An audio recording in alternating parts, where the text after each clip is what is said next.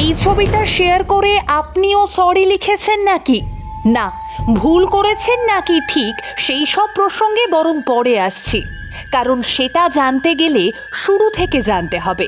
তবে শুরু করার আগে এইটুকু জানিয়ে রাখি, ঘটনাটা সত্যি। আজ আমরা রবার্ট দ্য ডলের বিষয়ে যে সমস্ত তথ্য বলতে চলেছি তা জেনে আপনারাও চমকে যাবেন। সত্যি কি একটা খেলনা পুতুল এতটা ভয়ঙ্কর হয়ে উঠতে পারে? সময়টা 1905 সাল, যখন জিন অটোর বয়স মাত্র 4 বছর। ঠিক সেই সময় জিন উপহার হিসেবে একটা খেলনা পুতুল পায়। উপহারে পাওয়া সেই পুতুলের গঠন প্রায় জিনের মতোই ছিল, আর এই কারণে জিন সেই পুতুলটিকে বড্ড পছন্দ করত।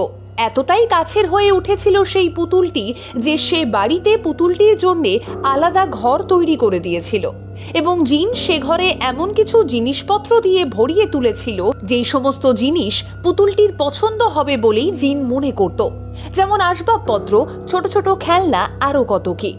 দিনের প্রায় বেশিরভাগ সময়ই জিন তার পছন্দের এই পুতুলের সঙ্গে সময় কাটাতে ভালোবাসত, তাকে নিয়েই ঘুরে বেড়াতো।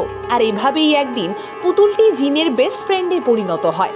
কিন্তু কিছুদিন যেতেই তাদের বাড়িতে নানান রকম অস্বাভাবিক ঘটনা ঘটতে শুরু করে। তবে যাই ঘটুক না কেন, জিন সমস্ত দোষ তার পুতুল রবার্টকেই দিত। আর এভাবেই তাদের পরিবারে যখনই কোনো অস্বাভাবিক ঘটনা ঘটেছে, তখনই রবার্টের নাম কোনো না কোনোভাবে জড়িয়ে গিয়েছে। ধীরে ধীরে জিনের পরিবারের অন্যান্য সদস্যরাও এই বিষয়টা লক্ষ্য করতে থাকে, এবং তারা বুঝতে পারে রবার্টের মধ্যে কিছু একটা সমস্যা রয়েছে। এমনকি জিনের বাড়ির সামনের রাস্তা ইডেন স্ট্রিট দিয়ে পথ চলতি মানুষরাও বলতে শুরু করে যে আসা যাওয়ার পথে অনেকেই ওই ছাদের ঘরের দুটো জানলার ভেতরে পুতুলটিকে হেঁটে যেতে দেখেছে। এবং আশ্চর্যের বিষয় হলো, ঘরের ভেতরেও জিনের পরিবারের অনেকের চোখে পড়েছে এই বিষয়গুলো। পুতুলটি নিজের জায়গা পরিবর্তন করছে, পুতুলটির মুখের এক্সপ্রেশন বদলে যাচ্ছে। পুতুলটিকে মাঝে মধ্যে দেখলে মনে হচ্ছে সে ঘরের ভেতরে সকলের কথা শুনছে। আর আস্তে আস্তে এভাবেই সময় গড়িয়ে যায়। জিন বড় হয় এবং প্রেমিকা অ্যানির সঙ্গে তার বিয়েও হয়। কিন্তু জিন তার পছন্দের পুতুল রবার্টকে নিজের সাথেই রাখে। আর অদ্ভুতভাবে জিনের স্ত্রী অ্যানির রবার্টকে অপছন্দ। অ্যানি অনেকবার বারণ করার পর জিন ঠিক করে পুতুলটিকে সে বাড়ির ওপরে পেইন্টিং রুমে রেখে দেবে, যাতে অ্যানির কোনো সমস্যা না হয়। এর কিছুদিন পর অ্যানি জিনকে রবার্টের বিষয়ে কিছু অদ্ভুত ঘটনা জানায়, যা জিন ছোটবেলার কিছু স্মৃতির সঙ্গে মিল পায়। অ্যানি জিনকে বলে সে অনেকবার পেইন্টিং রুমের ভেতরে রবার্টের হাসির আওয়াজ পেয়েছে। শুধু এইটুকুই নয়, অ্যানি রবার্টের হেঁটে চলার শব্দও শুনতে পেয়েছে, যেন রবার্ট হেঁটে বেড়াচ্ছে পেইন্টিং রুমে। বিভিন্ন সময়ে বিভিন্ন রকম শব্দ শুনতে পেত অ্যানি, কখনো দৌড়ে বেড়ানোর শব্দ, কখনো কিছু পড়ে যাওয়ার শব্দ। অ্যানি জিনকে এটাও বলে যে মাঝে মধ্যেই পেইন্টিং রুম থেকে দুটো আলাদা গলার আওয়াজ সে পেয়েছে, যেন মনে হচ্ছে রবার্ট কোনো পেইন্টিংয়ের সঙ্গে কথা বলছে। এগুলো শুনে জিনের মনে পড়ে যায় ছোটবেলার কথা। ছোটবেলায় জিনের সঙ্গেও এই একই ঘটনা ঘটেছে বহুবার। অ্যানির মুখে সবটা শুনে সে বুঝতে পারে নিশ্চয়ই কিছু একটা সমস্যা তো রয়েছে। পরের দিনই জিন রবার্টকে পেইন্টিং রুমেই একটা ট্রাঙ্কে ভরে বন্ধ করে রাখে। কিন্তু সেদিনের পরও তাদের বাড়ির আশেপাশে খেলতে আসা কিছু বাচ্চা জিনের কাছে এসে অভিযোগ করে যে তারা অনেকবার রবার্টকে ছাদের ঘরের জানলা দিয়ে দাঁড়িয়ে তাদের দিকে তাকিয়ে হাসতে দেখেছে। জিন বাচ্চাগুলোর কথা বিশ্বাস করে না, কারণ জিন নিজের হাতেই রবার্টকে ট্রাঙ্কে বন্ধ করে রেখেছে। বাচ্চাগুলো জিনকে বলা ছেড়ে দেয়, তারা সেখানে খেলতে আসাই বন্ধ করে দেয়। এরপর 1974 সাল জিনের মৃত্যু ঘটে। স্ত্রী অ্যানি পুতুলটিকে অন্য একটি পরিবারের কাছে বিক্রি করে দেয়, আর এর ফলে রবার্টের সাথে জিনের পরিবারের সব রকম সম্পর্ক ভেঙে যায় এবং রবার্টের নতুন জায়গা হয় রুইটার ফ্যামিলিতে। ওই পরিবার নিজেদের কাছেই রবার্টকে রাখতে শুরু করে, আর কিছুদিন যেতেই ওই পরিবারের বাচ্চা মেয়ে রবার্টের মধ্যে অস্বাভাবিক কিছু লক্ষ্য করে।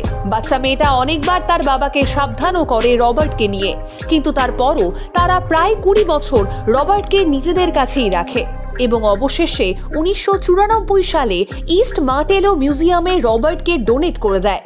মিউজিয়ামে নিয়ে আসার পর এই পুতুলটির দেখাশোনার ভার এসে পড়ে কনভার্ট টিটো নামে এক কেয়ারটেকারের কাছে।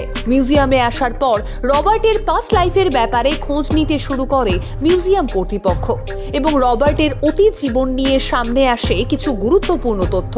জানা যায় রবার্টকে তৈরি করা কোম্পানির নাম স্টিভ, যে কোম্পানি আসলে এই ধরনের কোনো পুতুল তৈরিই করে না। এই কোম্পানি শুধুমাত্র teddy bear, soft animal toy এইসব বানিয়ে থাকে। আর রবার্ট দ্য ডল আসলে এমন এক পুতুল ছিল যেটি বিক্রির জন্য নয় বরং উইন্ডো ডিসপ্লের জন্য বানানো হয়। এই কথা মিউজিয়াম কর্তৃপক্ষকে স্টিভ নিজে জানায় এবং আরও জানায় রবার্টের গায়ে যে জামা রয়েছে সেটা প্রথম থেকে ছিল না। কনভার্ট টিটো জানায় মিউজিয়ামে আসার পর রবার্টকে দেখতে মানুষের সংখ্যা দিন দিন বাড়তে থাকে, বিশেষ করে রিসার্চ করতে আসা মানুষজন, সাংবাদিক, টিভি শোয়ের মানুষজন। রবার্টের আলাদা একটা উইকিপিডিয়া পেজও তৈরি করা হয়েছে, একাধিক সোশ্যাল মিডিয়া অ্যাকাউন্টও খোলা হয়েছে। রবার্টের ভক্তদের জন্য মিউজিয়াম সবসময় খোলা থাকে। মাঝরাতেও অ্যাডভেঞ্চার প্রিয় মানুষদের জন্য বন্ধ ঘরে রবার্টের সঙ্গে সময় কাটানোর ব্যবস্থাও রয়েছে। রবার্টের ফ্যানরা চিঠিও লিখে পাঠায় রবার্টকে। কনভার্ট টিটো এও জানায় প্রায় রোজই রবার্টের জন্য কেউ না কেউ চিঠি পাঠায়। আর গল্পের টুইস্ট এখানেই, এই চিঠিগুলো আসলে কোনো ফ্যান পাঠায় না। প্রত্যেকটা চিঠি রবার্টের কাছে ক্ষমা প্রার্থনা করে পাঠানো হয়েছে।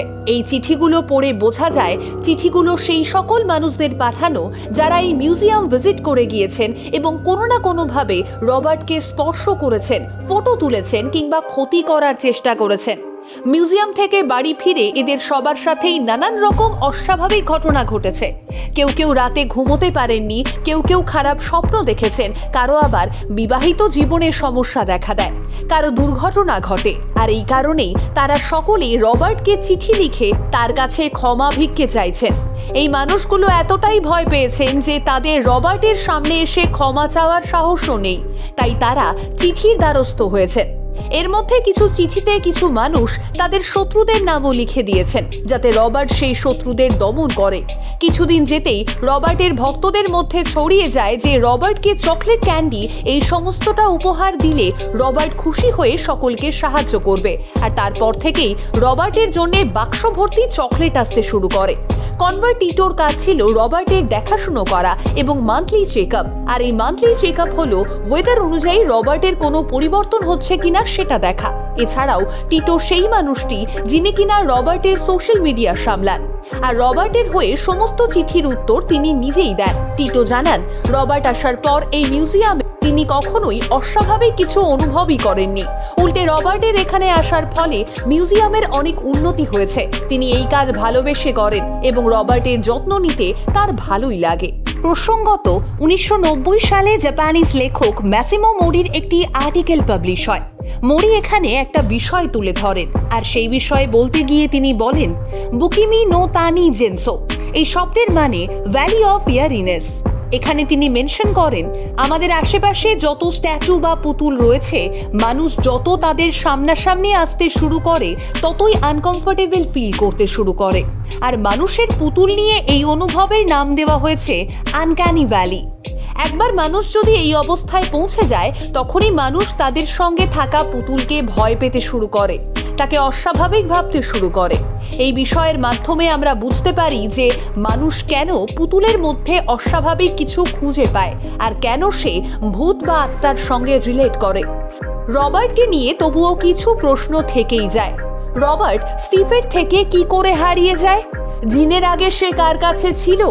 রবার্টের বিষয়ে যা যা বলা হয়েছে তা কি আসলেই সত্যি নাকি মিথ্যে?